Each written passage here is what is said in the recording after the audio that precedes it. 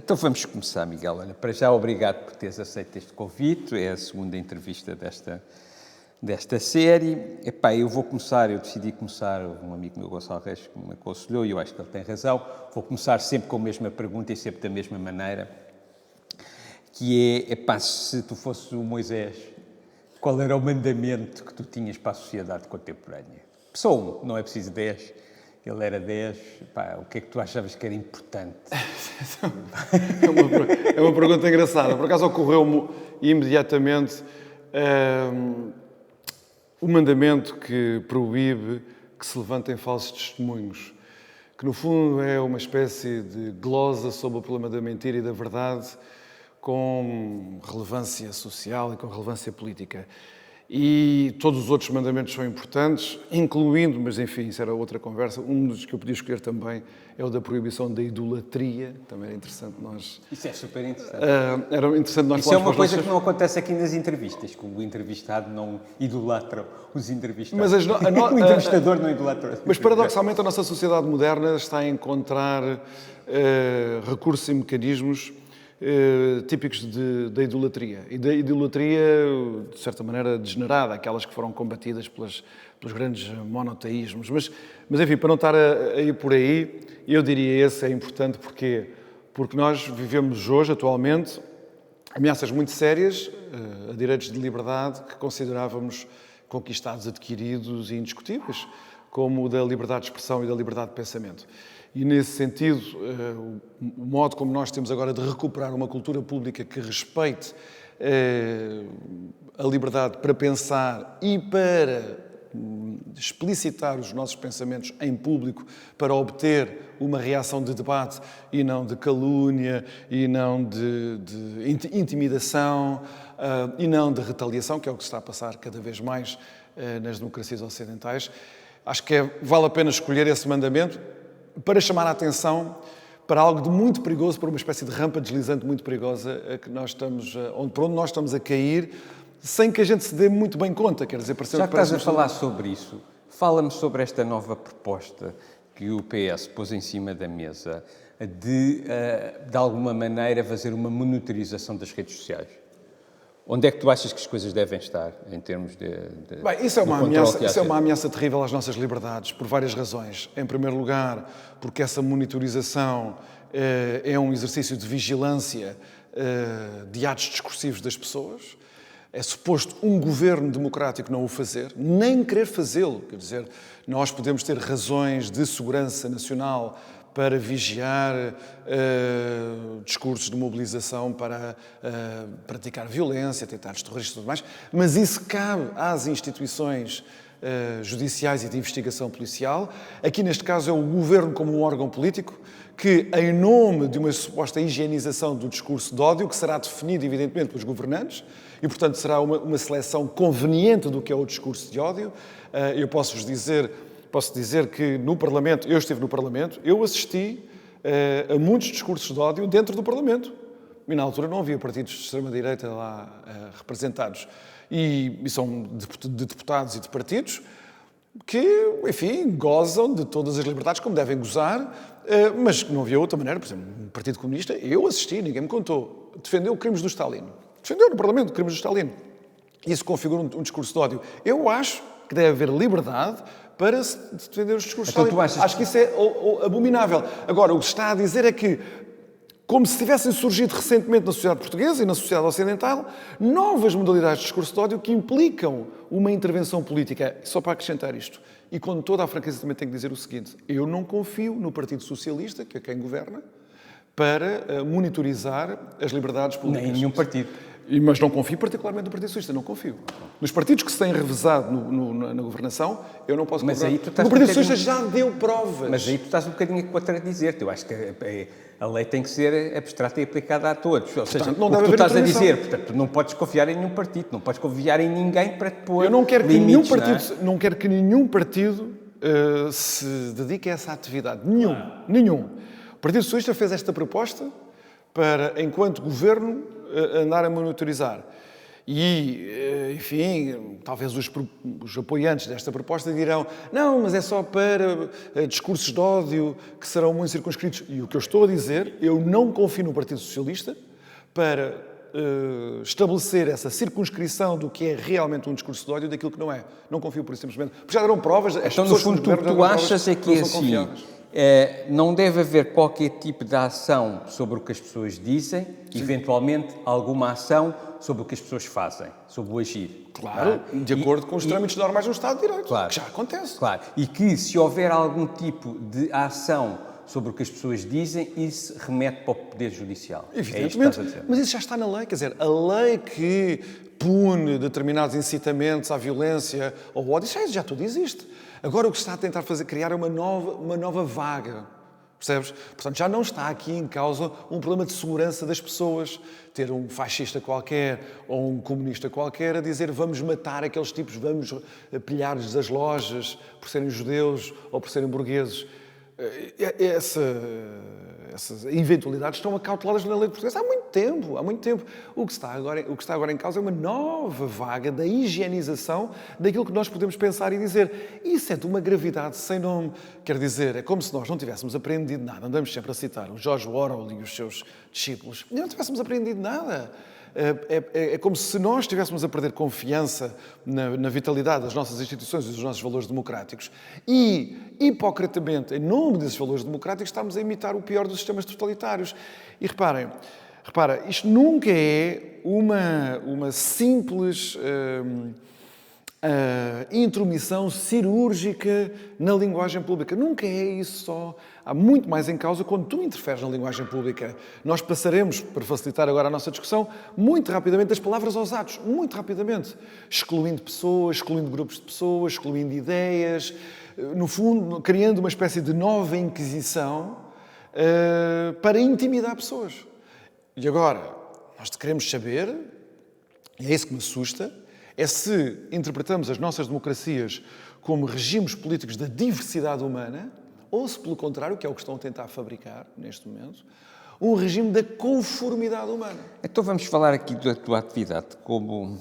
Primeiro, se calhar, vamos um bocadinho atrás e vamos tentar perceber como é que o Miguel Morgado chegou onde está agora. Não é aqui uma coisa de mala de cartão nem de Tony Carreira, mas é perceber... É muito interessante. Mas é perceber o que é que tu estudaste, quem é que te influenciou, como é que te influenciou. É isso. Ok. Então começamos por onde? Por onde tu quiseres. Começa, não vamos à escola primária, não é preciso, mas quando é que começou a ser... Olha, podemos começar desta maneira. Como é que começaram a aparecer pela primeira vez as tuas ideias políticas? Acho que é porreiro. Quando é que tu sentes que pela primeira vez que isto é uma injustiça, uma coisa que querias que a sociedade fosse da tua maneira, etc. Bem, qualquer um de nós confronta problemas políticos até quase de uma forma inconsciente, desde muito, muito pequeninos, não é? Basta andar na rua, basta assistir a uma discussão familiar, que imediatamente somos interpelados de várias maneiras para questões que são políticas da sua natureza. De poder, não é? Começa logo por uma pessoa dar o cocó aos pais ou não, não é? Claro, eu nasci em Setúbal e cresci em Setúbal e só saí aos 20 e poucos anos de Setúbal.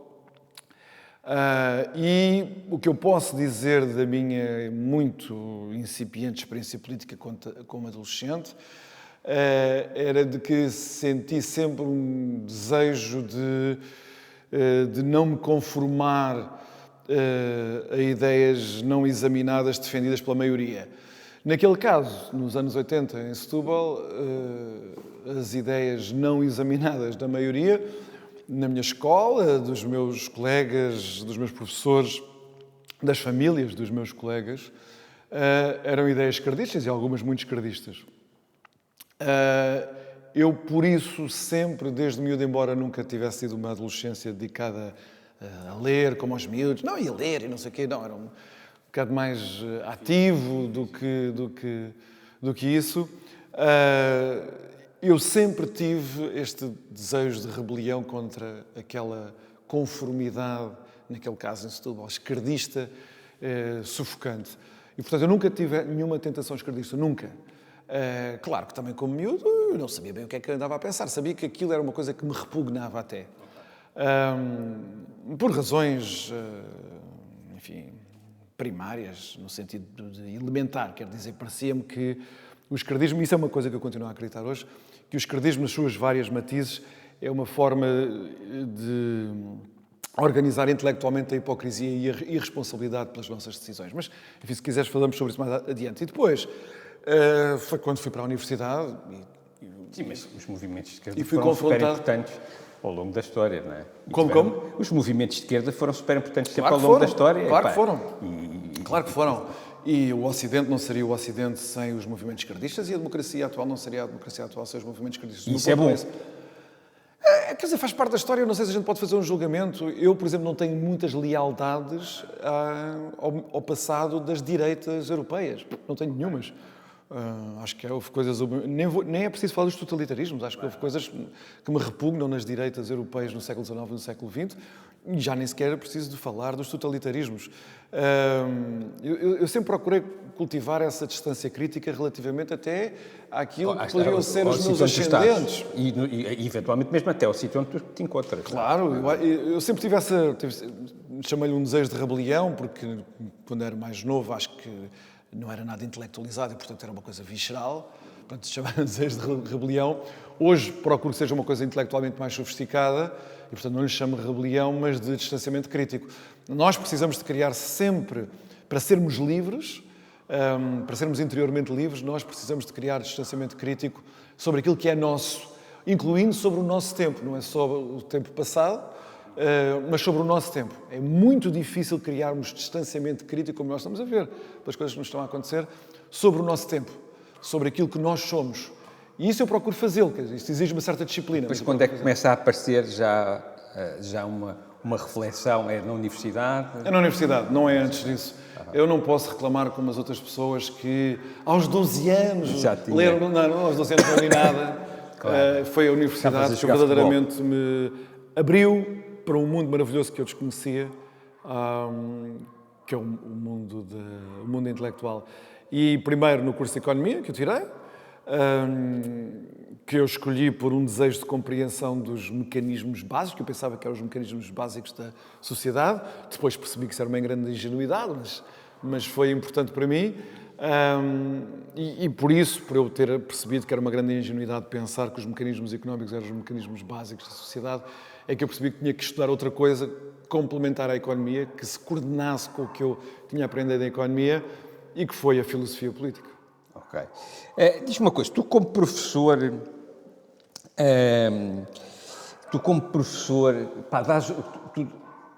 tu dás o direito do contraditório, tu mostras, dás o direito do contraditório, e não é só dar o direito do contraditório aos alunos, é se tu falas do contraditório das coisas em que acreditas. Tem de ser. Pronto. Tem de ser. Eu até posso dizer mais, tendo os meus alunos, que já foram centenas ao longo destes anos todos, por testemunhas.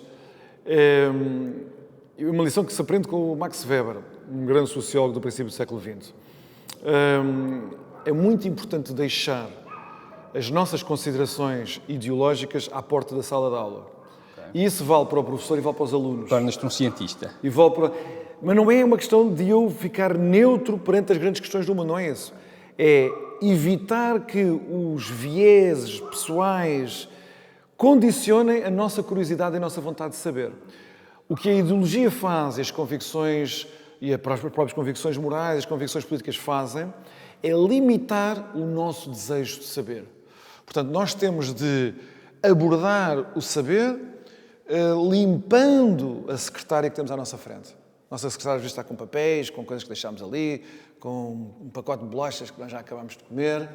Nós vamos iniciar a estudar um tema, imaginemos um grande pensador do passado, que eu gosto muito de ensinar pensadores do passado, essa sabedoria que eles souberam reproduzir e que, entretanto, se foi esquecida.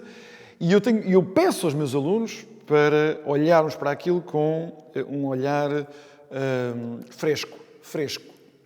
E isto vale para todas as considerações. Por exemplo, eu ensino Marx numa cadeira que dou, de Economia.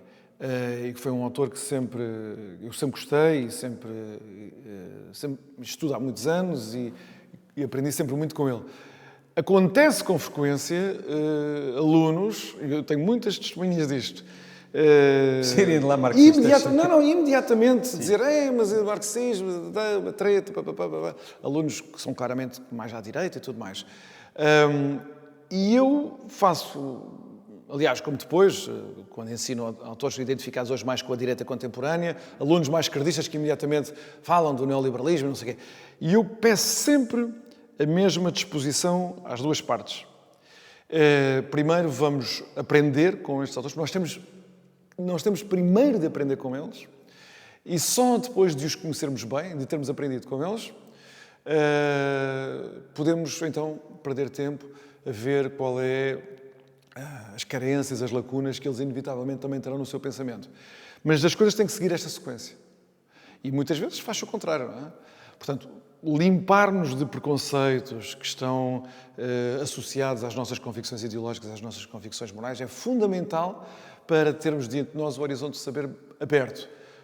Frescura de pensamento implica essa capacidade de distanciamento. Eu agora quero conhecer este tipo que teve estas coisas para dizer. Vou levá-lo a sério. Tu gostas tanto de Marx, nunca te aconteceu dizer assim, se calhar o caminho era por ali? Não, porque há outros... Tem que acontecer de vez em quando, deve haver dúvidas, não? Vocês têm dúvidas quando estão... Mas a questão não é... Repara, tu tens dúvidas se tu achares que as tuas convicções políticas e morais são infalíveis. Aí tu podes dizer, mas eu então tenho dúvidas, isto está a pôr-me com dúvidas. Aqui a questão é que eu nunca tratei as minhas prioridades políticas e morais como se fossem elas mesmas infalíveis. E, portanto, eu sempre as expus à discussão Marx e de outros. Quer dizer, Marx nem sequer é o tipo que eu já estudei mais. Há outros tipos que eu gosto muito mais e que foram superiores a Marx. E, portanto, eu recebo ensinamentos de sabedoria de muitas fontes. Portanto, se tu quiseres falar em dúvidas, o que eu posso dizer é que as minhas posições políticas e morais estão permanentemente em dúvida. Não foi uma vez porque li o Capital ou as teses sobre Feuerbach, mas quando li a República de Platão, quando li a Ética Nicômaco, ou quando li a Suma Teológica de Tomás de Aquino, ou o Príncipe Maquiavel. Estás a ver? Essas coisas em mim estão em permanente dúvida. E esse é o ato de aprendizagem. Mas o que eu acho, eu aí não concordo, concordo, mas não tem alguma dificuldade, porque há aqui uma questão que é, as pessoas raramente mudam de orientação política, não é? De visão sobre o que é que querem para o mundo. Mudam pouco, estás a ver? E eu acredito muito mais que isso é uma coisa quase visceral e que está relacionada com o princípio da tua vivência aqui no planeta Terra e a maneira como tu sentes as coisas, estás a perceber? Tu falas disso, tu sentias aquilo que era uma injustiça, aqueles tipos de esquerda que andavam... E eu acho que isso condiciona muito mais depois o teu pensamento político do que propriamente a parte mais racional da coisa. O estar a ver, não, realmente este tipo tinha mais razão, não sei o quê. Não, nós depois há ali uma parte emocional que nos leva para um determinado sítio. Tu não achas isto, não é? Bem, eu tenho uma grande aversão pela... Mas eu reconheço isso tudo o que estás a dizer, mas eu tenho uma grande aversão e procurei sempre conduzir a minha vida de um modo a que as emoções interferissem o menos possível sobre as questões intelectuais que gravitam na minha cabeça. Sobre as tomadas de posição política, eu acho que há aqui uma distinção que é preciso fazer. As tomadas de posição política, isto é como eu vejo as coisas, resultam de uma interpretação histórica do meu tempo e do meu lugar. Eu tomo as posições públicas que tomo sobre política, por exemplo, a crítica ao atual governo, de que eu sou crítico, a crítica do Presidente da República, de que eu sou crítico, porque isso resulta de um julgamento histórico meu, sobre o meu tempo e sobre o meu lugar, que é Portugal, Lisboa, no contexto da União Europeia, etc. Eu faço permanentemente essa distinção entre os meus julgamentos políticos historicamente situados, e a confrontação com as grandes questões, se quiseres, políticas e morais da humanidade. O que é a justiça, o que é o melhor regime, qual é a melhor vida para o homem. Esse tipo de questões, eu tenho que as manter separadas. E eu orgulho muito de ouvir recorrentemente dos meus alunos, isto é mesmo um facto que me orgulha recorrentemente, os meus alunos dizer, viu na televisão, não sabia que era deputado do PSD, nas aulas nunca daria para ver. E esse exercício não é só um exercício, julgo eu, de seriedade, que muitas vezes é traído na sala de aula da universidade. Espero nunca cometer essa falta, porque a relação de ensinamento entre professor e aluno deve ser sagrada, não deve ser corrompida por aí, quer dizer, em que eu aproveito a sala de aula para ir lá converter uns tipos ao meu partido. Isso acontece à saciedade em Portugal e fora de Portugal.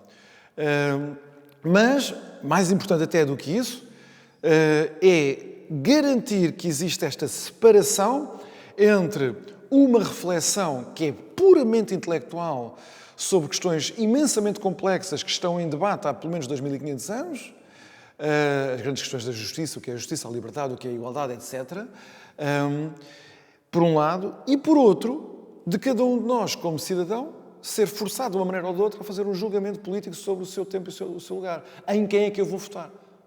Por exemplo, as pessoas, em quem é que eu vou votar? Nem que seja, eu não vou votar porque eles são todos uns bandidos, uns coisas. Isso é um julgamento político sobre o meu tempo e o meu lugar. E eu tenho que votar, já fui deputado, já trabalhei no governo, portanto, eu fui forçado a fazer ainda julgamentos mais incessantes, mais recuantes até do que as pessoas que apenas vão votar, mas eu quero garantir que se trata de um julgamento histórico. Portanto, eu não estou a lidar com o estadista em abstrato.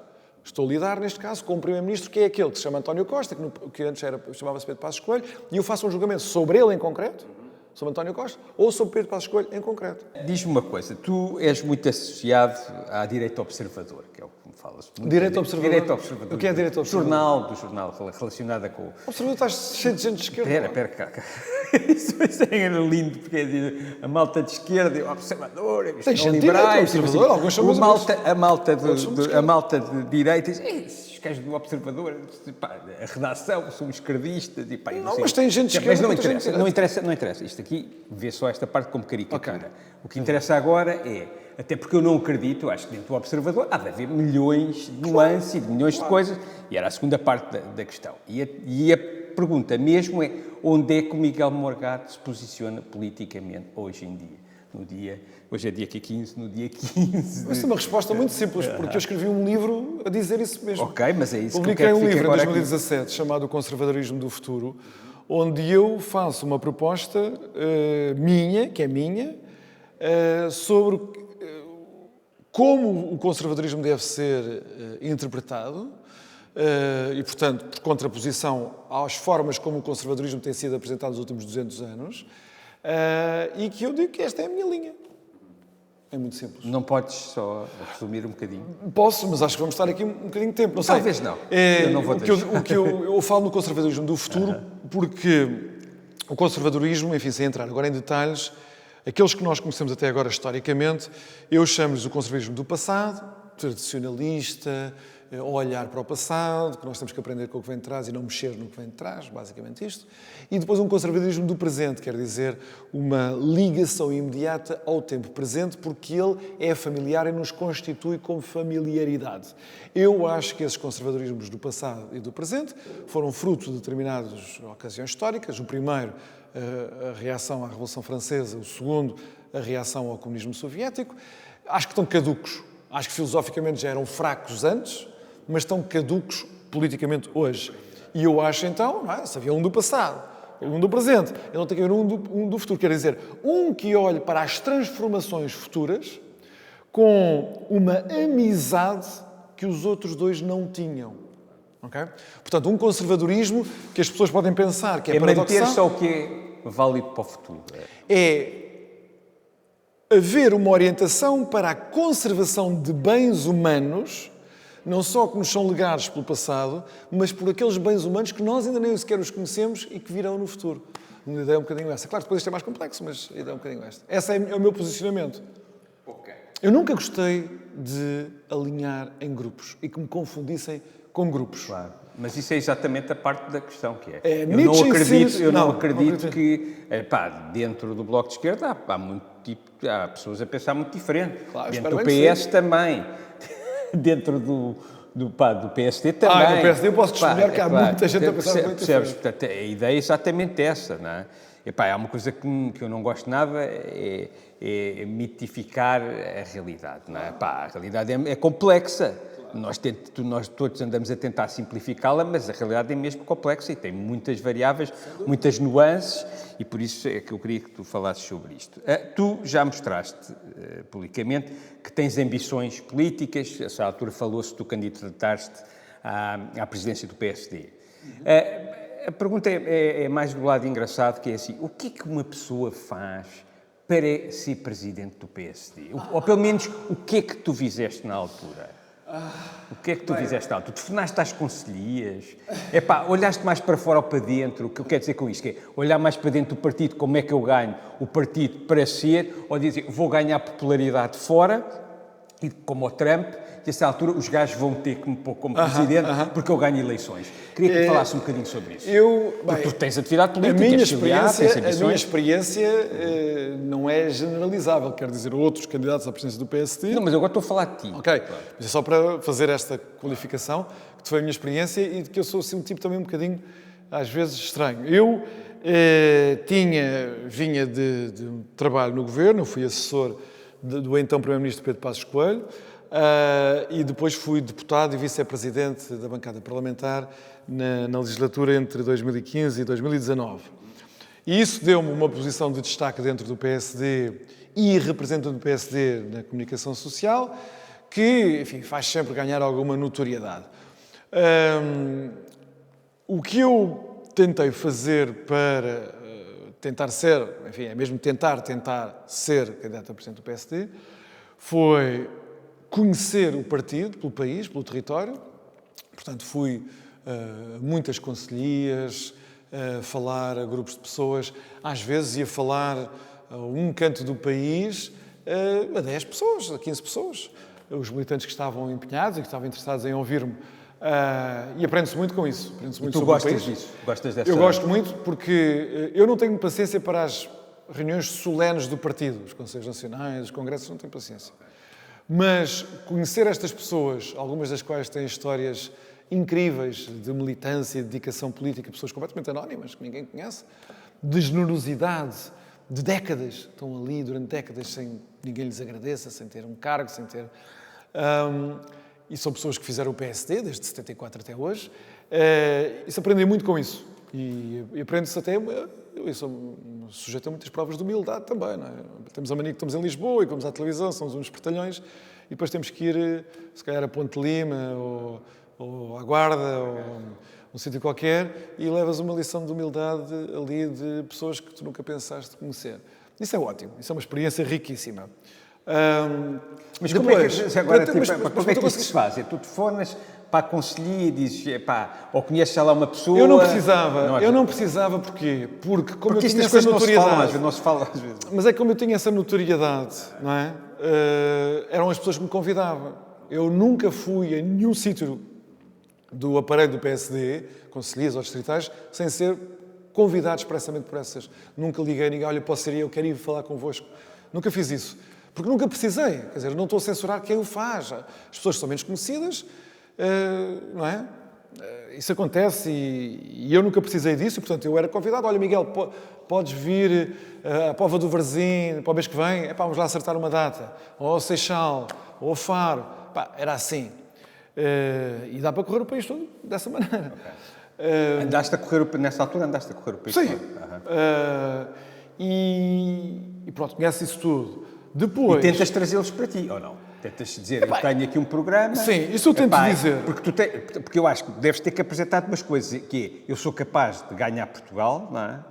E outra coisa é o meu programa interessante, não é? Como é que tu defendes junto dessas pessoas, como é que os convences a eles votarem em ti dentro do PSD?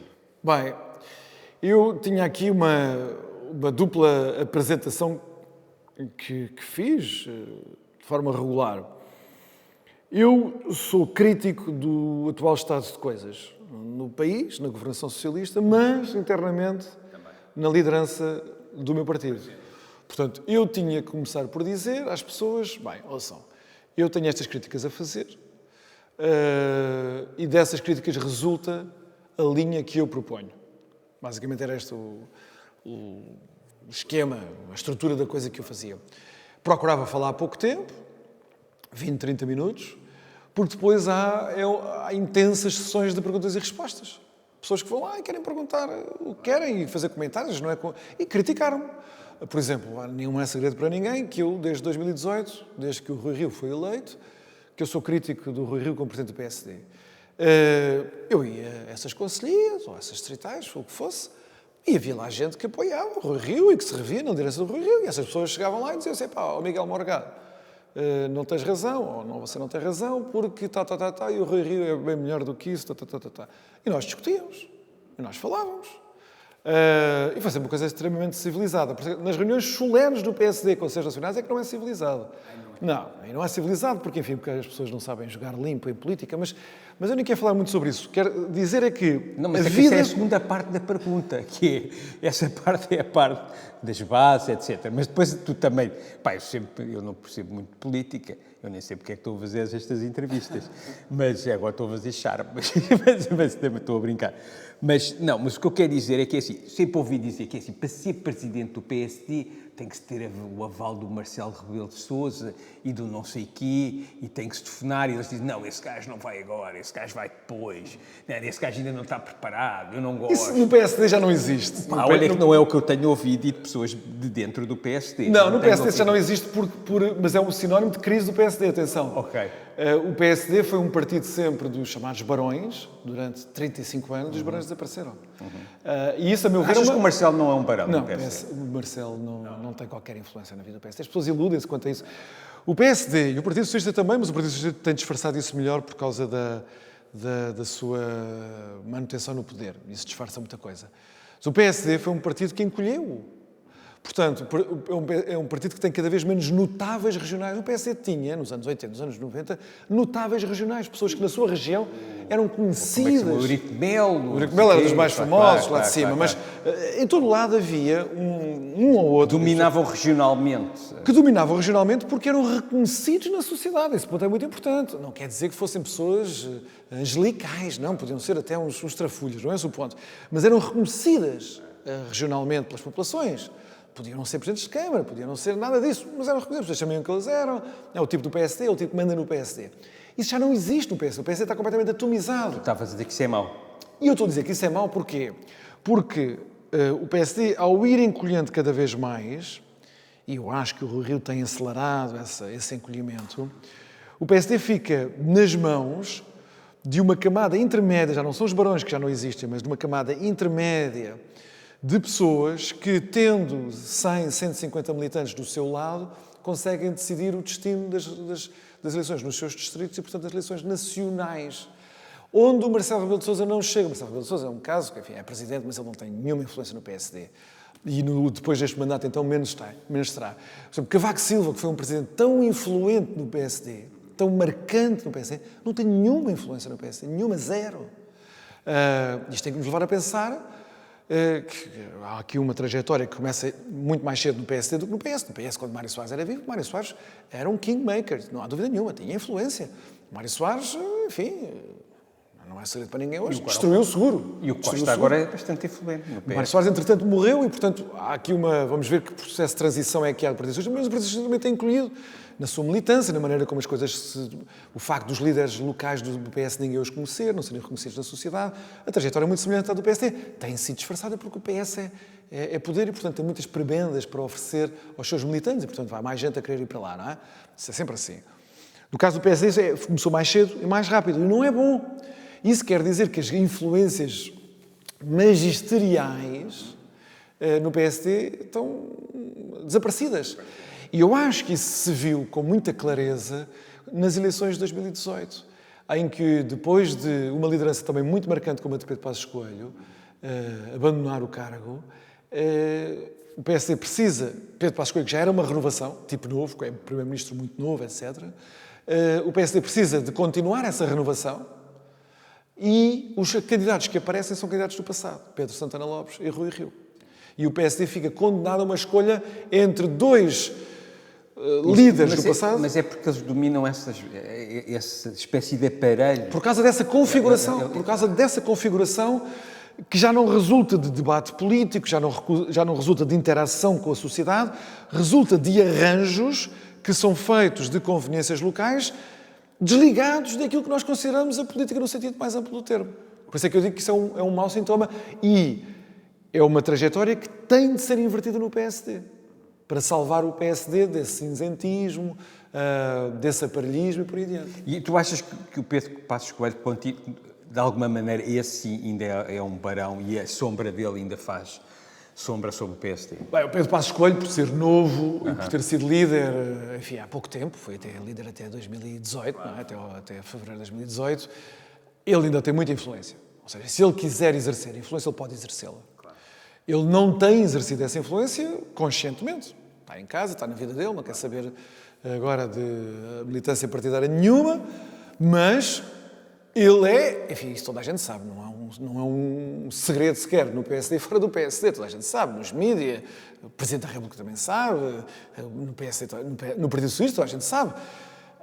Há toda a gente sabe que, além do Rui Rio, que por ser Presidente tem influência no partido, como é evidente, claro. Que distribui os lugares, o Pedro Passos Coelho tem. E a outra pessoa que tem influência no partido é o Pedro Passos Coelho. Em bloco, a nível nacional, é ele. Não existe mais ninguém que tenha essa influência. E essa influência... Há umas pessoas que têm aspirações a isso. Mas... E essa influência é exercida não por ele, mas por uma série de pessoas. Porque ele está um bocadinho parado. Ou achas que ele continua-se a mexer? Não, ele está continua parado. A contactar com as pessoas que o representam? Não, nem é do feitio dele. E ele não tem gente que o represente, que fale em nome dele. Ele não deu autorização a ninguém. Quer dizer, a conduta dele tem sido: eu saio e ficam agora os que permanecem. E eu acho bem que ele tenha feito isso, é lá o julgamento dele, mas não existem pessoas. Se ele voltasse, tu apoiava-o? Eu não sei se ele vai voltar, mas quer dizer, toda a gente sabe que eu sou provavelmente o último dos passistas em Portugal, não é? Portanto, quando já não houver mais ninguém passista, restarei eu. Sou amigo pessoal dele, tenho uma grande admiração por ele, como político, como homem. E por isso eu, enfim, sim, apoiá-lo-ia se ele porventura regressasse a uma posição qualquer. Agora, duvido que isso aconteça, com toda a franqueza, duvido que isso aconteça. Nem Presidência da República? Isto dá muitas voltas. Não sei, teríamos de lhe perguntar, mas eu tenho... Quais é que eram as coisas... Pá, tu disseste que és o último dos passistas. Por essa admiração que eu tenho.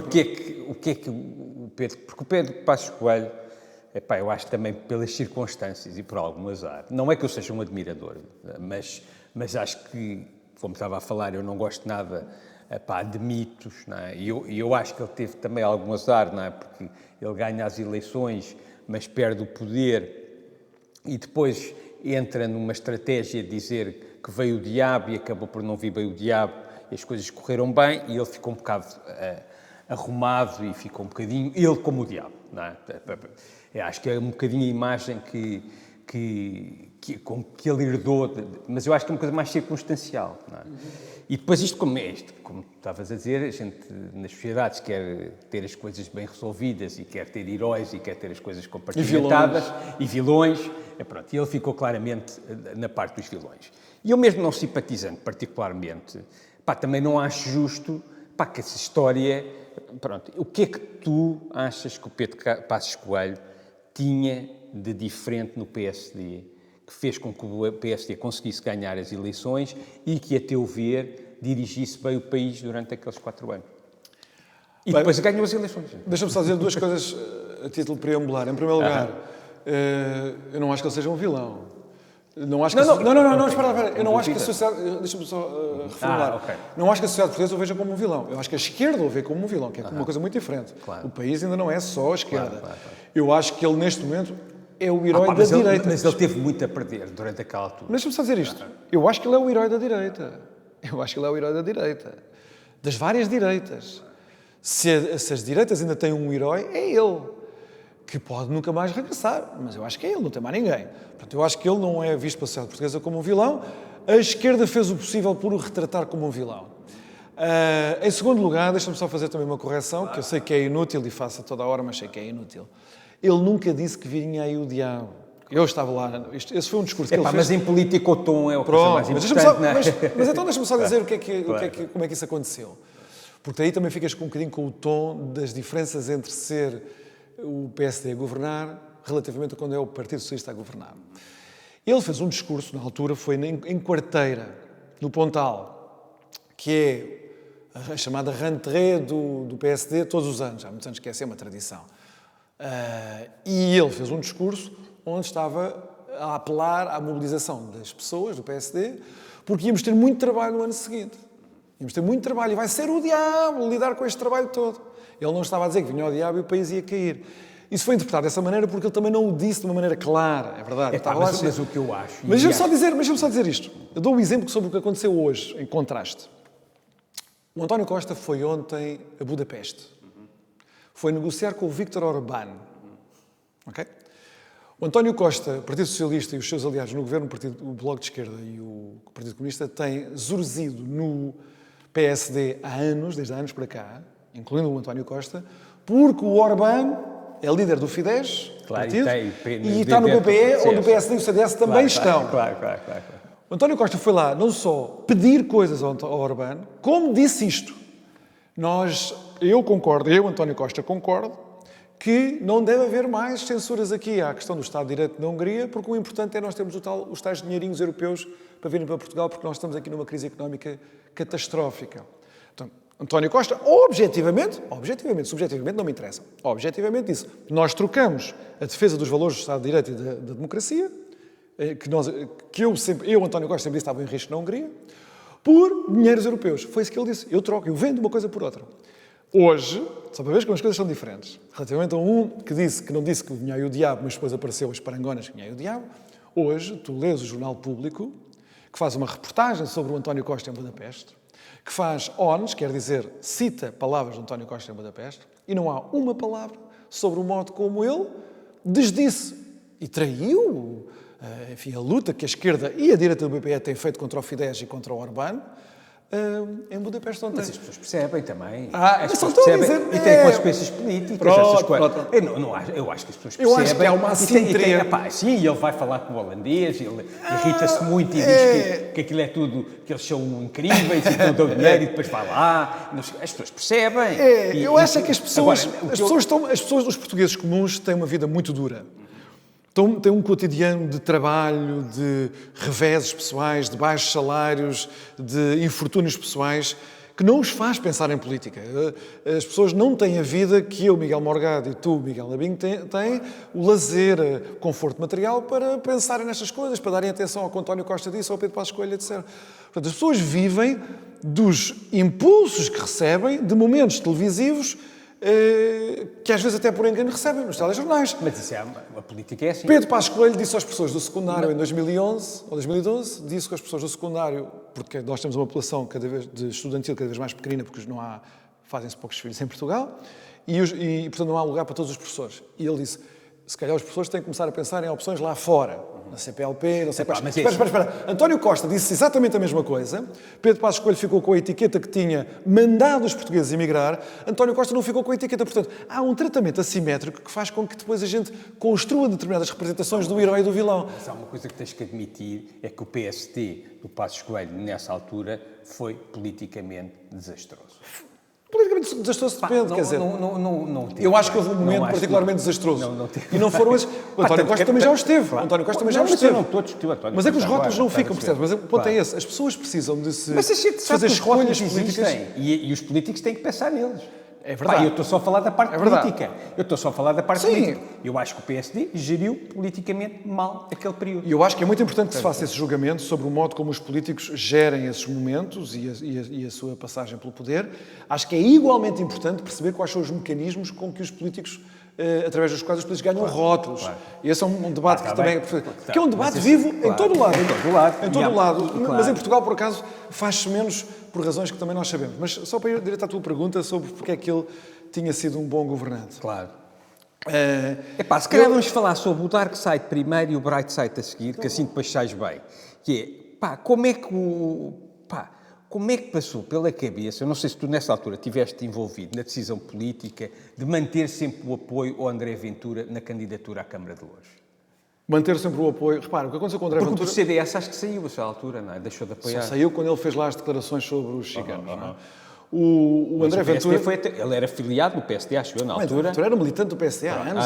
Desde 2002. E ele era a figura mais conhecida do PSD Louros, um partido onde... Um local vocês onde não perceberam o que é que aquilo vinha? Ou vocês concordam com o que ele diz hoje em dia? Não, repara, há uma coisa que é preciso perceber aqui. O PSD, como qualquer grande partido de Big Tent, quer dizer, de uma grande tenda de centro-direita, modera as posições políticas dos seus militantes. O que acontece com o André Ventura, ele até podia já interiormente alimentar ideias radicais.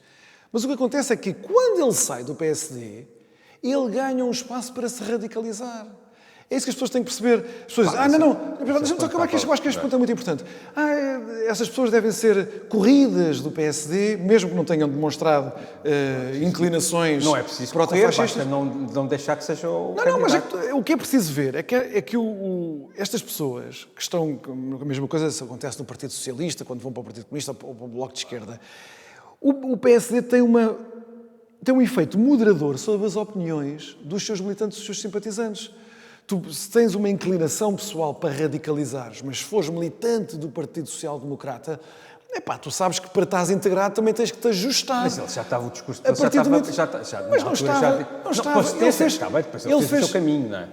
Mas ele depois começou, foi quando ele constrói o Chega, ele aí é que diz, eu até quero distinguir-me e separar-me. E aí tenho todo o incentivo para me radicalizar. Mas eu acho que vocês... Não vi na campanha lá do PSD de Louros... Mas acho que foi ingenuidade. Neonazis e não sei o que mais. Acho que foi ingenuidade na altura do PSD, ou foi uma tentativa de ganhar, achar que com pessoas com um discurso mais musculado se podia ganhar qualquer coisa. Não, a escolha do André Ventura para a Câmara de Louros é do PSD de Louros. O PSD local teve uma... E ele era o tipo com maior notoriedade naquela altura do PSD de Louros. Se o Pedro Passos Coelho tem ainda hoje em dia influência sobre o PSD, imagina na altura. Não, o PSD... Se ele dissesse alguma coisa, naturalmente isso não acontecia. Mas o André Ventura era, sobretudo, ele era conhecido por ser um comentador do Benfica. Eu sei.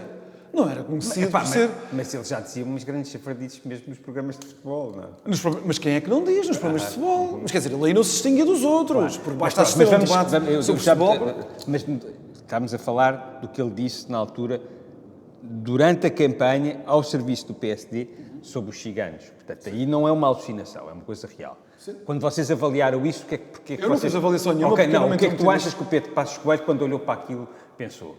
Vou manter, porque... Não sei, ele disse que o apoio estava dado, as declarações não eram... Aquelas em particular, não quer dizer que depois, quando ele foi para o Chega, não tivesse dito coisas reprováveis, mas que aquelas em particular não eram particularmente ameaçadoras dos valores centrais do PSD e tudo mais, e, portanto, a candidatura continuava. Coisas que eu te perguntei há pouco. Mas eu nunca interferi nas autárquicas. Sobre Pedro Passos Coelho, porque é que ele foi bom para o país e bom para o PSD.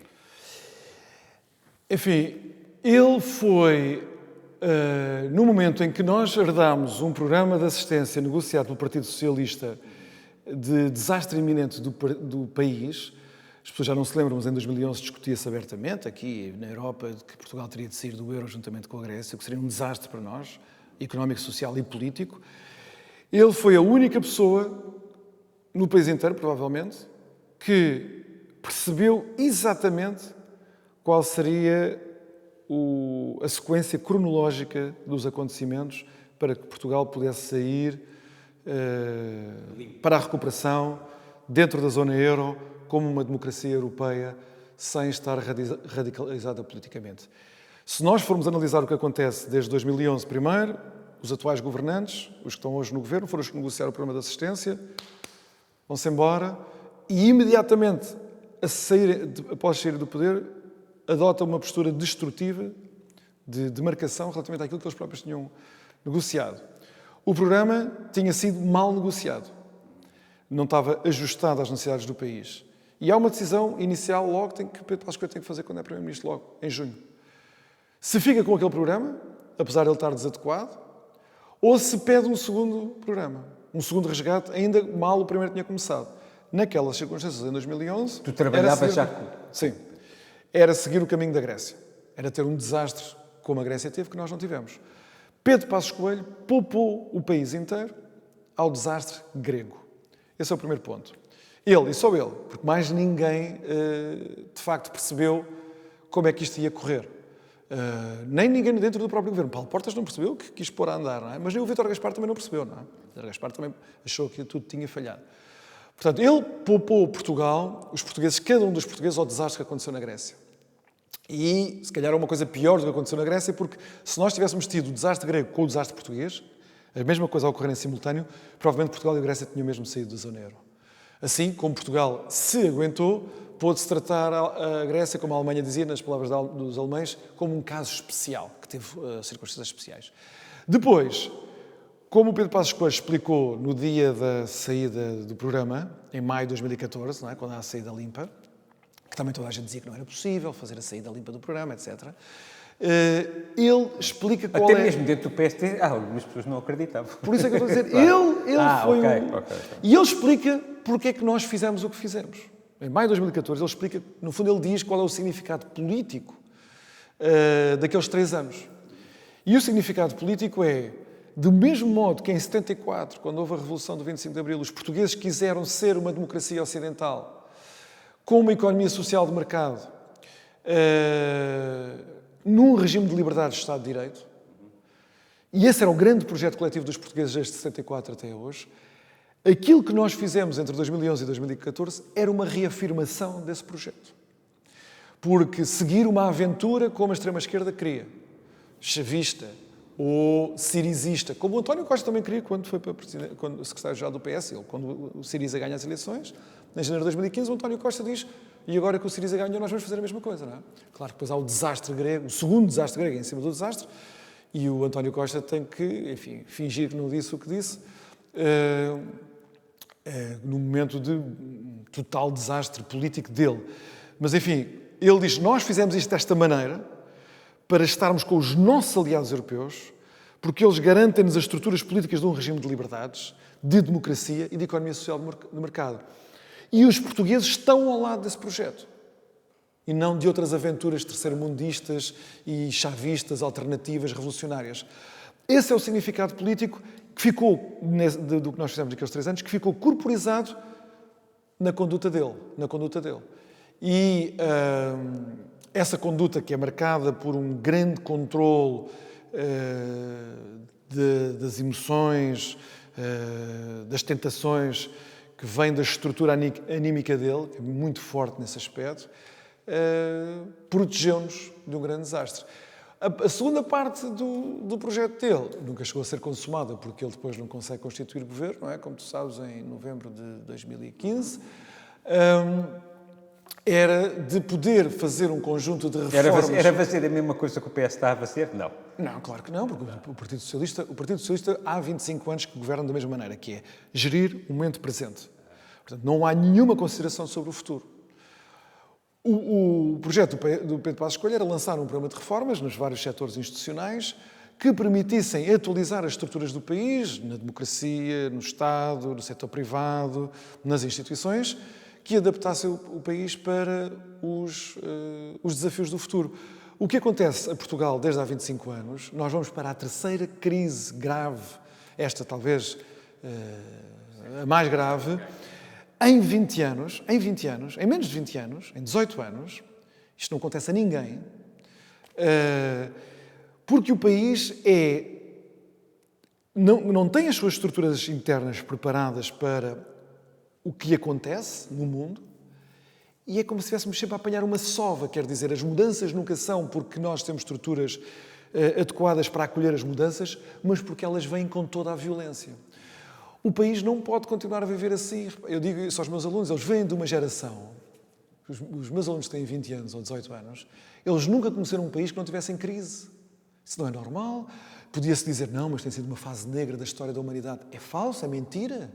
A economia do mundo nunca cresceu tanto como desde 98, 99, até hoje. Países que eram milenarmente pobres são hoje mais ricos que Portugal. Eu acho que devia ser um vexame político para o país que a Polónia, a Hungria, a República Checa, a Eslováquia fossem os países mais ricos do que Portugal. Nunca foram. Eu acredito imenso que as características pessoais de um primeiro-ministro são determinantes para a maneira como ele é bom primeiro-ministro. Sem dúvida. Quais é que são as rapidamente, temos passado já para outro assunto, quais é que são as características que tu vês no Pedro Passos Coelho, que fazem com que ele seja Até te vou dar um exemplo da filosofia política pré-cristã que eu estava a falar há bocadinho. Os gregos falavam de um homem que era o Frónimos. O Frónimos era um homem... não conheço, mas vou ficar a conhecer agora. Não estou a brincar. O Frónimos era um homem dotado de uma virtude que era a fronesis. Fronesis é uma palavra grega que indica uma coisa como escolher bem, decidir bem nas circunstâncias do tempo e do lugar. Isto é, alguém que tem de saber interpretar o tempo e o lugar, como nós dizemos, em tempo real. Não é ir, agora vou estudar uns livros para saber como... Não. Ali, e saber decidir bem, de acordo com categorias de bem e de mal, de útil e de inútil. As duas coisas ao mesmo tempo, os dois critérios ao mesmo tempo. E essa capacidade de saber ler desapaixonadamente o seu tempo e a sua circunstância exige o tal domínio sobre as emoções, que a maior parte dos nossos políticos não têm, e que ele tem num grau apurado como eu nunca conhecia em ninguém. Tem uma outra grande qualidade que eu já percebi que é muito necessária para um político, e isso me desqualifica também como político. Okay. Ele tem, como eu nunca vi, uma memória prodigiosa. Okay. Uma memória prodigiosa. Não dava para... Ele lembra-se de episódios, pessoas, nomes com nomes, nos locais, na hora do acontecimento. Mas isso é importante porque ele diz o nome das pessoas e as pessoas ficam contentes. E a sequência dos acontecimentos, fazer as ligações para fazer o tal julgamento sobre a situação. Para fazer o julgamento. Mas também dá jeito porque ele conhecer as pessoas torna-as próximas dele, não? Do ponto de vista político. Tratar uma pessoa pelo nome é fundamental em política. Claro. Mas exige, mas percebes, tu precisas mobilizar esses recursos para fazer esse julgamento. Esse julgamento tem que ser desapaixonado. Não pode estar afogado em emoções de vingança, de ira, de ressentimento, de pânico, o medo. Muitos políticos no ativo, e outros que já não estão no ativo, eram pessoas que tomavam decisões dominadas pelo medo, que é uma paixão muito humana, como tu sabes, não é? E ele conseguia-as dominar a um grau, enfim, para não parecer também que o elogio é excessivo, invulgar. Isso foi decisivo para Portugal em momentos-chave. Olha, mudando agora de assunto, tu ao princípio, ou de leve, falaste de que nos Estados Unidos os motins e isso fizeram inverter a curva. Da pandemia. Da pandemia, mas pronto, tem um bocadinho a ver com isto, mas não tem. Pronto, mas o que eu quero perguntar é que, pronto, hoje em dia tem havido um debate muito grande entre a direita e a esquerda sobre a questão dos motins, da vandalização das estátuas, etc. O que eu te pergunto muito simplesmente é White Lives Matter? All lives matter, não é? Esse aqui é o ponto. Okay, nós temos que fazer recuperar... Mas eu queria agora perceber qual é que é a tua posição em relação a isto, porque isto é um assunto complexo e que tem várias questões. Eu queria perceber como é que tu olhas para esta questão do racismo, como é que da violência, queria perceber... podes falar em termos globais e em termos de Portugal, não é? Porque são situações diferentes. Vamos lá ver. Eu acho que há aqui uma discussão que às vezes muito irritante, com dois lados absolutamente irracionais. Isso, enfim, corresponde um bocadinho ao monstro que nós estamos a criar, o monstro da tribalização. Nós estamos a criar sociedades perfeitamente tribalizadas. Quando as pessoas não são assim tão diferentes umas das outras. Pronto, e nós temos de recuperar esses momentos de semelhança humana, não é? Que estamos a perder. Mas há aqui um debate que irrita particularmente, que é, uns dizem que a sociedade portuguesa, por exemplo, é estruturalmente racista. E outros dizem que não há racismo em Portugal. Eu acho que as duas coisas são mentira. As duas, ao mesmo tempo, são mentira. Porque uma não está a negar a outra. Estão a falar até de coisas diferentes. Em primeiro lugar, há racismo em Portugal? Há racismo em Portugal. Eu vejo episódios racistas a toda a hora. E às vezes de pessoas que se afirmam como grandes paladinas do antirracismo. Há racismo em Portugal e tenho outra novidade para dar. Há racismo em todas as sociedades do mundo. Todas. Nos Estados Unidos há muito racismo, pois há. E há racismo em Espanha, há racismo na Alemanha, há racismo no Japão e na China, há racismo nas sociedades africanas, em Angola. Eu estive em Angola e, enfim, tenho muitos alunos angolanos e cabo-verdianos e sei perfeitamente dos problemas raciais que existem no entendimento entre as duas comunidades. Portugal é particularmente racista, Pá, tu olhas para os Estados Unidos... Mas eu queria falar da outra parte, não é? Há racismo. Dizer-se que a sociedade é estruturalmente racista quer-se dizer o quê? Quer dizer que as instituições que os portugueses criaram, formais e informais, políticas e infrapolíticas, são elas mesmas racistas, que estão lá para discriminar. Isso não é verdade. Isso não é verdade. Que há pessoas que, pela sua cor de pele, têm um projeto de vida mais dificultado em Portugal do que outras? Por exemplo, eu acho que a nossa comunidade cabo-verdiana, que é, juntamente com a brasileira, a maior comunidade migrante, e no caso da cabo-verdiana é a maior comunidade de todas, porque muitos portugueses têm ascendência cabo-verdiana, não é? A maior parte dos chamados novos portugueses, desde 2010, são de ascendência cabo-verdiana. E essas pessoas têm muito mais dificuldades para se ingrar na sociedade portuguesa do que outras. Dizer-se, no entanto, que a escola portuguesa está lá para discriminar e segregar os portugueses de ascendência cabo-verdiana, acho que é falso. Dizer-se que as universidades penalizam os alunos por serem negros, acho que é falso.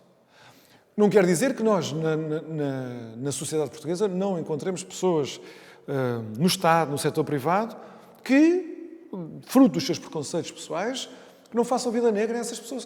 E também é ao contrário. Mas o que eu acho? Mas é que são duas questões diferentes. Há racismo e não acho que Portugal seja uma sociedade estruturalmente racista. Mas é assim, eu estou-me nas tintas, tu chamares estrutural... não, mas é que não devias estar. Não, mas espera aí, eu percebo o que é que tu estás a dizer. Tu estás a dizer que não há... mas o que seria hoje em dia que nas instituições tu tivesses normas que eram racistas. Isso existe em muitas partes do mundo ainda hoje, não é? Está bem, mas não existe, não existe em muitas partes do mundo. Mesmo nos Estados Unidos não há leis que mencionam... Percebes? Mas existiram. Existiram, mas não existem hoje. Portanto, acho que isso é uma não questão. A questão de ser estruturalmente não racista, eu não acho que seja uma questão. Na Europa, tirando, se calhar na Hungria, que eles devem estar a fazer lá umas maluquices ou não sei o quê, mas na maior parte dos países civilizados, com um determinado tipo de civilização, também vou ser morto, e com razão, tu não tens sociedades estruturalmente racistas. Portanto, isso para mim não é o ponto da discussão. O ponto da discussão é que em Portugal... Então qual é o ponto? O ponto da discussão é que em Portugal tu olhas para a sociedade e tu não tens negros. Tu não tens negros em parte nenhuma. E o que acontece é que as pessoas que foram empregados na casa dos nossos pais são os pais das pessoas que são hoje em dia empregados em nossa casa. O elevador social não funcionou minimamente. Portanto, eu acho que tu tens que ter, mais do que instituições que não são racistas, tu tens que ter políticas que tornem que façam com que o racismo se mitigue. E depois a questão de que tu tens o Rui Rio e o Jerónimo de Sousa, portanto, estou à vontade, PSD, a dizer, é racismo em Portugal. Espera aí, você está a falar comigo? Racismo? Desculpa lá, não há, não vejo. Não vejo. Por isso eu acho que tu tens que fazer coisas ativamente. E a questão, para mim, a vida dos brancos não interessa para nada. Tu és heterossexual, branco e homem. Portanto, estás na cena fixe mesmo, como eu. Mas estás a ver, isso é uma cegueira tua. Eu vou dizer porquê. É uma cegueira tua, típica de um lisboeta com uma vida confortável. Eu posso dar exemplos de milhares, centenas de milhares de portugueses brancos heterossexuais que são pobres, têm uma vida miserável, que não foram à escola. Tu fazes ideia... Então vamos pôr uma nova categoria que é os pobres. Estás a dizer? Não. Claro, mas isso para aí interessa muito. Mas não sei se a gente vai ter... Mas, Miguel, a conversa agora fica mais difícil. Porquê? Porque se o problema com a violência policial que foi exercida sobre o George Floyd, que conduziu à morte, ver o polícia branco a matá-lo, daí tu concluís que a sociedade americana é racista, então temos que dizer, na sociedade americana há muito mais negros em posições de poder, ricos, do que em Portugal, do que em Espanha. Porque eu acho que Portugal é um país mais racista do que os Estados Unidos e do que a Inglaterra. Mas é que eu acho que Portugal é mais racista. Por isso é que eu fico maluco quando as pessoas dizem que não há racismo em Portugal. Eu acho que Portugal é um país muito mais racista do que os Estados Unidos, Inglaterra, onde há violência, porque lá eles têm uma voz, os negros sempre têm alguma voz, porque aqui eles estão super bem comportados. Não chateiam nada, não vêm aqui para o meio da cidade chatear, estão dentro dos seus guetos, estás a perceber? E pouco. Mas eu acho que tu agora também estás a fazer um retrato racialista. Mas agora desculpa dizer-te isto, Miguel, mas eu acho que estás a fazer um retrato racialista da situação dos negros em Portugal. Racialista, não estou a dizer que é racista. Racialista quer dizer, tu estás a tomar o todo dos negros portugueses por aqueles que vivem num gueto. Deixa-me só dizer isto. Eu tenho muitos alunos, deixa-me só dizer isto, que ficariam horrorizados de ouvir uma coisa dessas. Pá, tu estás a brincar. Temos que olhar para os... vai Miguel, tens que olhar para todos. Tu tens que tratar então, os portugueses como indivíduos portugueses, independentemente da sua cor de pele. Tu podes dizer que há muitos que vivem em guetos, que não são só negros, são brancos também que vivem em guetos. Deixa-me só dizer isto. E a mim, eu sei, porque estou a pensar em alguns casos, de alunos negros que eu tenho portugueses, que ficariam tristes e magoados com esta conversa que a gente está a ter, como se eles também vivessem no gueto. Eles não vivem no gueto. E eles acham que estão e têm o direito de pensar, e nós temos que alimentar esse sonho neles. Têm o direito de pensar que estão a competir lá pelos lugares, nos empregos, seja no Estado, seja no setor privado, com os seus colegas brancos, não como alguém que vem do gueto. Porque eles não são do gueto. Tu podes dizer, são uma minoria. Está bem, mas tens que respeitar essas pessoas também, Miguel. Eu acho que já este assunto é muito delicado. Agora, Miguel, este assunto é muito delicado. Por isso é que eu estou a dizer que nós temos eu não tenho dúvida. Mas a primeira coisa é reconhecer. Mas a primeira coisa é reconhecer. O que é que tu fazias para mudar esta situação? Não sei, porque isto não é fácil de mudar. Eu não tenho uma varinha mágica que mude isto. Repara. Tu não és a favor de cotas. Em relação aos negros, eu sei que é complicado. Mas tu és, por exemplo, em relação às mulheres, houve cotas na Assembleia da República, tu achas que funcionaram, que foi bom? Tu não achas que vai demorar muito tempo se tu não fores proativo? Mas em relação aos homossexuais, em relação às mulheres... Eu por orientação sexual acho um disparate haver cotas de empregos para pessoas homossexuais. Mas eu não falei de cotas para a homossexualidade. Acho que é o caso das mulheres... Se tu não tens que ser ativo em relação às minorias... Pá, é assim, se tu tiver... Eu tenho em casa, 5 gatos. Se houver um que tem menos capacidade, é natural que eu dê mais atenção. Claro. A sociedade, se calhar, também era fixe que fosse assim. É verdade. Mas repara... Isto vai falar-se também... Isto também se prolonga para os desfavorecidos, como é evidente. Mas lá está. Era aí que eu queria chegar. Portugal... Enfim, podemos falar do caso americano, que é um caso diferente do português. Mas, em Portugal é um país muito pobre. As pessoas esquecem sistematicamente que a grande maioria da população portuguesa vive em grandes dificuldades. Não temos dúvida. O ordenado médio é miserável. Repara, a grande maioria dessas pessoas, há muitos negros que vivem em condições miseráveis, há muitos brancos que vivem em condições miseráveis. Eu sou favorável a políticas públicas e a um projeto de desenvolvimento do país que faça crescer a economia, que faça aumentar os salários para todas as pessoas. Tu depois dizes, não, mas espera lá, quando isso acontecer, é que, repara, Portugal está estagnado há 20 anos, 25 anos, que agora já sabemos que até 2023 não vamos mexer da cepa torta. Há 25 anos que o país está estagnado. Claro que o elevador social não vai funcionar. O elevador social só pode funcionar numa economia em crescimento. Portanto, há um problema estrutural no país. Eu tenho a minha interpretação de qual é esse problema, mas é um problema que ninguém pode negar. E que não é só um problema de discriminação racial. Há muita gente branca que vive vidas miseráveis. Tens a visão de direita que achas... Não é uma visão de direita. Isto não é uma visão de direita. Está bem. Tem a tua visão, então. Mas a tua visão é que tu tens que fazer que haja melhores condições económicas para que todos tirem daí e que o elevador social funcione. Há aqui duas coisas que eu pergunto. Se tu olhares para a realidade mundial, tu tens... os países onde há mais, que a coisa é mais equilibrada, são países que têm estados... que funcionam bem e que são relativamente fortes, são os países escandinavos. Por exemplo, na América tu tens sistemas que a economia funciona muito bem, mas tens um fosso social gigantesco. Portanto, ou seja, tens uma presença de Estado forte em países que são mais igualitários, não é? Como é que tu achas mesmo... Porque, por exemplo, quando tu fazes movimentos liberais, por exemplo, fala-se muito... tem que se desregularizar, desregulamentar, Mas, por exemplo, hoje em dia, tu tens empresas como a Google e o Facebook que funcionam no sistema mais liberal de todos, que é o sistema da internet, não é? Em que ainda se está a estudar como é que se vai taxar e não sei o quê. Isso são quase monopólios. Isto aqui são duas perguntas numa cadeira. Mas tu interpretaste-me mal. Okay. Eu não falei do Estado e do liberalismo de recuar o Estado. Eu falei em políticas públicas. Eu estou a dizer que é preciso intervenção do Estado, um Estado forte para fazer Portugal sair da cepa torta. Não tive aqui. Ok. Eu não falei nem de liberal, nem de direita, nem nada. Estávamos a falar da questão racial. Se é preciso haver políticas públicas dirigidas exclusivamente para pessoas em função da sua cor de pele. Deixa-me só dizer isto. É preciso ver porque é que os Estados Unidos têm programas de affirmative action. Os Estados Unidos têm programas de affirmative action porque uma parte substancial do seu território, até muito tarde, na década de 60, discriminava objetivamente pessoas em função da sua...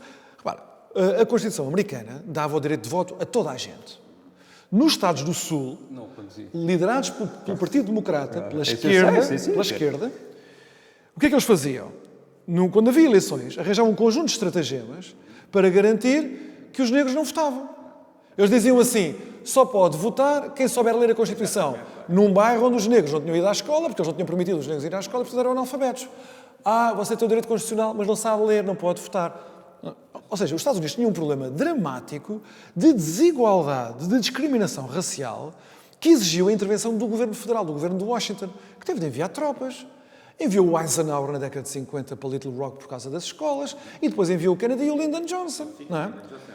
E o LBJ teve que enviar tropas e agentes federais para o sul dos Estados Unidos, porque o Partido Democrata não deixava que os negros tivessem uma vida em condições de igualdade com os brancos. O que eu estou a dizer é que isso forçou a um conjunto de políticas que discriminassem positivamente os negros, que de repente cresceram para se tornar um cogumelo de políticas que está a minar a vida política e social dos Estados Unidos por dentro, ou seja, da primeira intenção, da primeira vaga de políticas de affirmative action, claro que depois já não era só a questão dos negros que tinham sido discriminados objetivamente durante décadas e décadas. Era o problema dos latinos, ou depois dos Asian Americans, ou dos Native Americans que também precisavam... Ou seja, se tu quiseres começar a constituir a sociedade não em torno do comum, daquilo que nós temos em comum, em que há direitos de cidadania, que o Estado tem de estar lá para fazer garantir a todos, penalizar as discriminações, ou então tu optas pela via contrária, que receio bem tenha sido o que os Estados Unidos começou a fazer desde há uns 20 anos para cá, desde há uns 30 anos para cá, que é de tribalizar a sua sociedade, em que vai desaparecendo o comum e a única coisa que tu fazes a partir do Estado é reconhecer que és radicalmente diferente do outro. E és tão radicalmente diferente ao ponto de quando tu falas, tu não queres sequer que o outro te ouça. Porque o outro não vai ser capaz de te ouvir nem de te compreender. E o outro vai pedir o mesmo tipo. Ou seja, tu estás a organizar uma espécie de guerra civil permanente dentro da tua sociedade. Mas a direita nos Estados Unidos é perita nisso também. E a esquerda? A esquerda mas não é uma coisa só da esquerda. Não, a esquerda e a direita. Porque repara, tu quando vais ter um movimento destes, tu vais ter sempre depois o outro polo oposto a defender o exato contrário, que é uma tribalização também. Por isso, da mesma maneira como tu tens populismos de esquerda e de direita, tu tens uma tribalização de esquerda e uma tribalização de direita. Se quiseres, para utilizar a expressão americana, o identity politics, que é inventado pela esquerda americana, tem agora, do outro lado, um identity politics de direita. Estás a ver? Portanto, tu tens os extremos da política a mandar numa sociedade que se quer moderada, na América e na Europa. E o que é que significa, em termos de cidadania, a moderação política? O que é fugir aos extremos? Os extremos da esquerda e os extremos da direita. É tu organizares precisamente a sociedade em torno de uma ideia de cidadania. A ideia de cidadania é uma ideia republicana na sua origem, que diz o quê? Tu... podes ser homossexual, do norte, negro, e eu sou branco, heterossexual, católico. Okay? Temos estas diferenças nas nossas formação social, nas nossas inclinações naturais, sexuais, seja o que for. Mas nós temos uma plataforma comum onde nos podemos encontrar, que é qual? A da cidadania portuguesa. Esse é o ideal republicano. A França tenta, está tudo a desmoronar-se em França, mas a França tenta manter esse patamar, como os americanos tentaram até à década de 80, como uma espécie de plataforma onde as pessoas se podem reconhecer umas às outras como iguais. Se tu dizes, essa plataforma é uma ilusão, nada disso existe, eu não sou cidadão português, tal como relaciono-me com essa relação cívica com o Miguel Morgado. Porque ele é branco, do sul, católico, heterossexual, e eu sou uma mulher negra, homossexual, das ilhas. Estás a ver? Nada, não tem nada a ver uma coisa. Então, não é possível organizar uma sociedade em comum. Agora vê, estavas a dar o exemplo da Suécia, dos países escandinavos. Essa é a história dos países escandinavos, mas eles agora estão a experimentar uma coisa nova. Nós ainda estamos por saber se o modelo escandinavo vai resistir. Não te esqueças que até aos anos 80, no final dos anos 80, a homogeneidade étnica e de costumes Sim, da sociedade escandinava eles era abriram total, não era claro. como os Estados Unidos. Claro. Essa homogeneidade acabou, sobretudo na Dinamarca e na Suécia. E nós vamos ver, por exemplo, estavas a falar dos guetos. A Suécia nunca teve guetos. Hoje tem guetos. Hoje tem guetos. Vamos ver como é que a sociedade sueca começa a assimilar e a digerir diferenças religiosas muito vincadas, civilizacionais. A população islâmica na Suécia tem um projeto, não na sua totalidade, porque a gente não pode generalizar sempre, mas na sua maioria tem um projeto de organização religiosa da sociedade que está nos antípodas desse modelo escandinavo que tu gabaste. Como é que vai ser a Suécia daqui por 50 anos? Nós não sabemos. E nós temos todos que ser muito humildes nisto, pá. Tu, há bocado, estavas a dizer que Portugal, achavas que Portugal era um dos países mais racistas do mundo. Eu não digo isso, mas também não acho que Portugal tenha lições a dar ao mundo, como às vezes a direita julga, a direita nacionalista acha que Portugal fez descolonizações exemplares ou colonizações exemplares. A esquerda acha que nós fizemos uma descolonização exemplar. Não, e a direita acha que nós fizemos uma colonização exemplar. Mas o que eu estava a dizer é uma coisa objetiva e factual. Pá, tu deves ser dos países de primeiro mundo que tem menos taxa de negros em cargos de direção. E também és dos países europeus mais desigualitários, mesmo excluindo a questão Claro, racial. mas eu estou a falar... Estás a ver? Tá bem, é que tu tens problemas em Portugal... Eu não vou poder falar... Não, mas é que assim, uma coisa é tu estares discriminado porque és pobre, que existe. Outra coisa é tu estares discriminado porque és negro, pela tua cor de pele. Sem dúvida. São duas coisas relativamente diferentes. Eu não posso, infelizmente, por causa de tempo, não posso continuar esta conversa, mas vamos só agora para fazer